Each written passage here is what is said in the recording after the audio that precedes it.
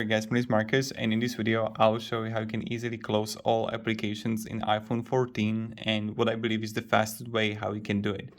So how you can close app, how you can clear open applications, how you can close windows.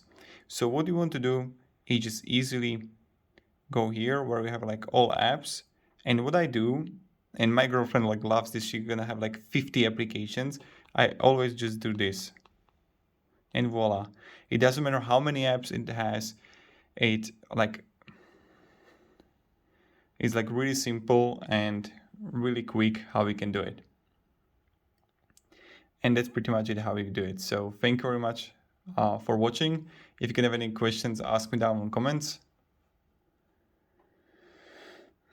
And yeah, this is how you can close applications in iPhone 14.